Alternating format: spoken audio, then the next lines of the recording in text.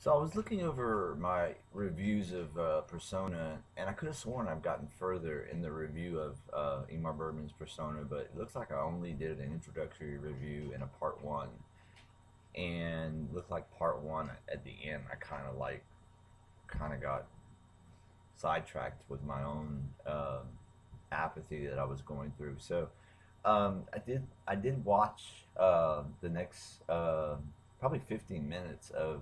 I think I talked about the first. I know the introduction. I talked about the images that come forth in the beginning, and then the 30 minutes of the. I think I talked about the breaking of the film was maybe where I ended at, and how that at that time in the film is when Bergman makes the choice to show us that the film can no longer contain the conflict of the two women, Alma and Elizabeth. And so I watched the next 15 minutes, and then I had to shut it down because there was so much in that 15 minutes that I had uh, to comment on.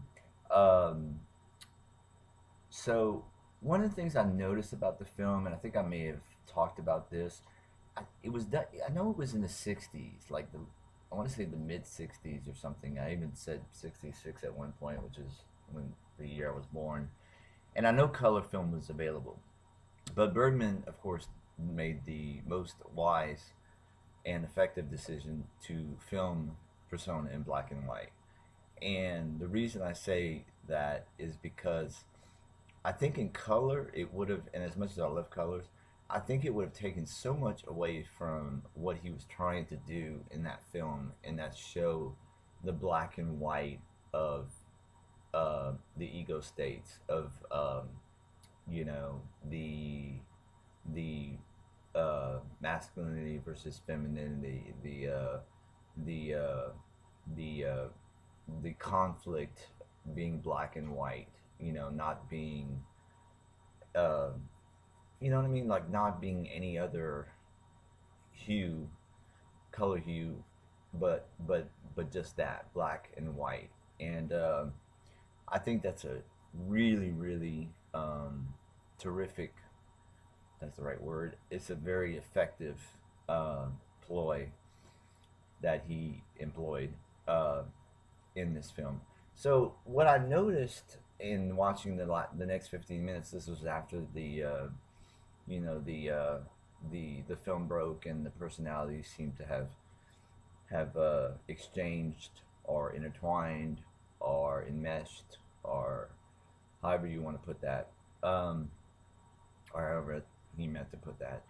But what happens in the scenes that I saw is the one that struck me. A couple of things struck me about what I saw in just 15 minutes, and one was Elizabeth gets a takes a picture out, and it's a picture that I know I've seen before, and it's an infamous picture, and it's a picture of the Nazis uh, arresting the Jews,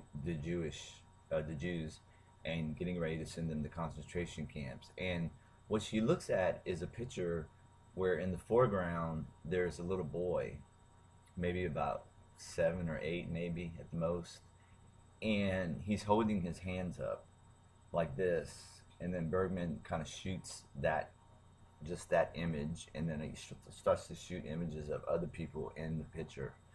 But she's obviously, Elizabeth, more focused on the fact of the little boy. And what I realized was that in the earlier film, and I think I talked about it earlier in the film, she had received a picture of her boy, her son, from her husband. And after Alma had read her the letter, and she showed her the picture, and she tore the picture in half of her own son. But with this picture of a boy, a son of somebody, some parents, she didn't tear it. She was enthralled. She was captivated and moved by the child's innocence. And I think what I found so interesting about that is that a child that age is already in a state of innocence. And to have a child raising his hands up as if to surrender is just sort of like a higher level, taking it to a higher level of innocence, um, which a child is already sort of have at that age. So there's this helplessness. I think that's what it is. I think it's a helplessness that she identifies in that picture and feels that because she feels that internally.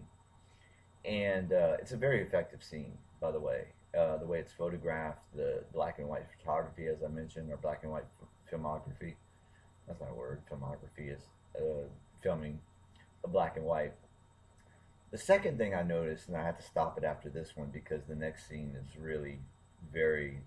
It's probably going to take another review of that one. But what happens is she Alma goes to sleep, and Elizabeth is asleep as well, and she goes into her room and she kneels by her bed and she watches her face, and Elizabeth's face is turned to her side because she's sleeping, and Alma is standing next to the bed and she's noticing things about her face, about how her lips seem swollen, and she even says ugly, and that she smells of sleep and tears, and oh my god, to write like that is just, I mean, oh, I just love, I love writing that sounds like that, you know. I mean, who writes like that? Who writes and says, you know, you smell of sleep and tears? I mean, that's just so, that's so beautiful. It's so profound. It's so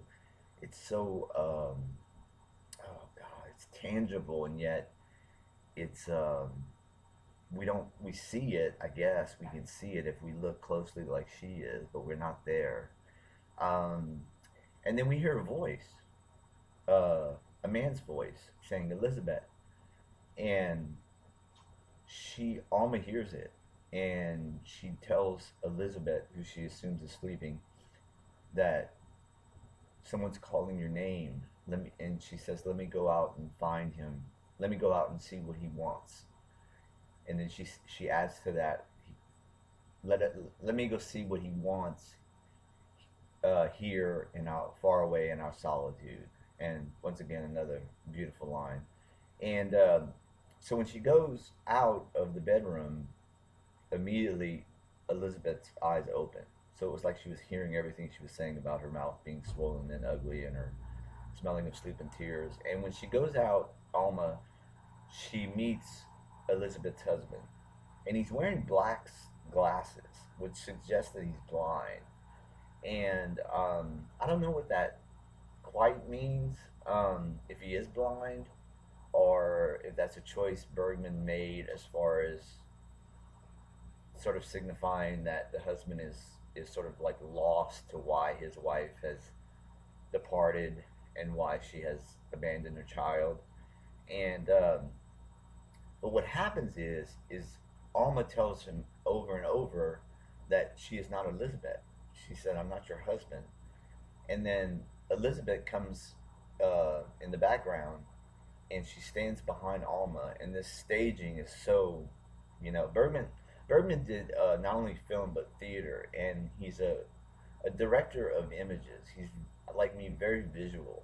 So what he creates with his placement of characters and their faces is very, I think, was very, uh, unheard, not unheard of, but was not being explored, as directors were not exploring that sort of. And I think he took a lot of that from the theater. I think he took a lot of that that visual technique, because theater is very visual, and so is film.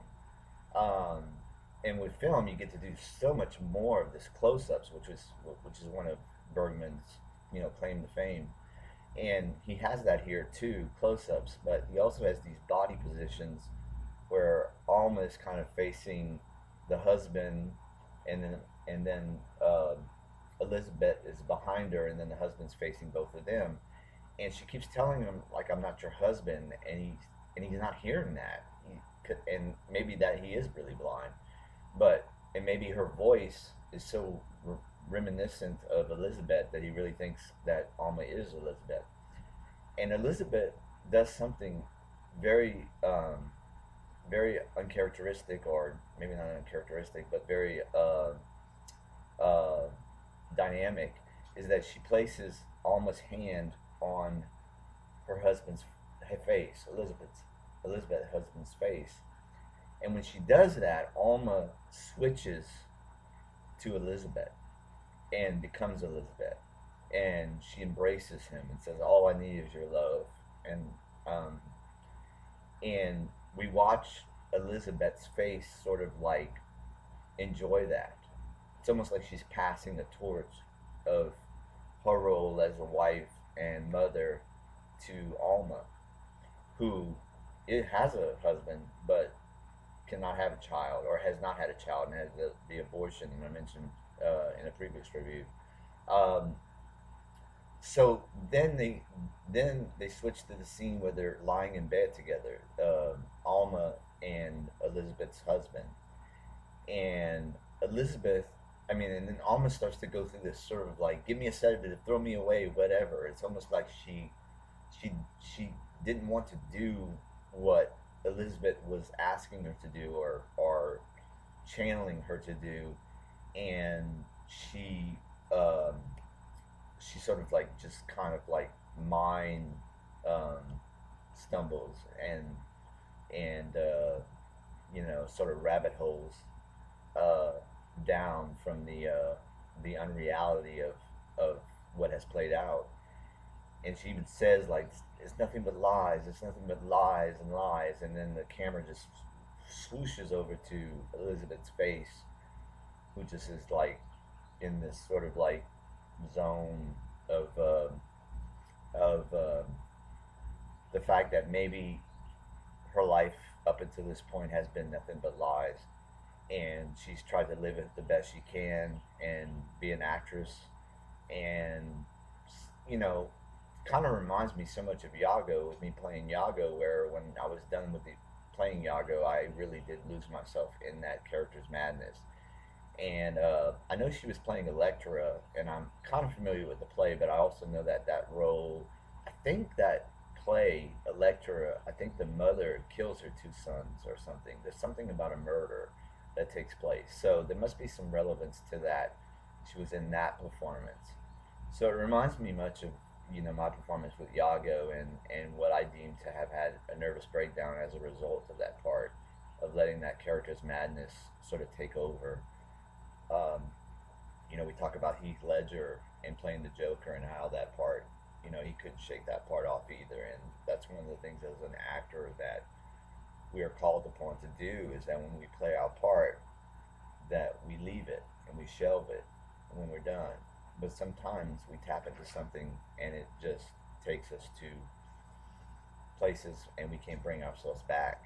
And I was lucky to have survived that experience of playing someone so villainous and so mad. And but anyway, so that's where I stopped the film at that point, because I knew what the next scene was, and it's a very interesting scene that I want to spend time talking on that one. But that's what's happened so far.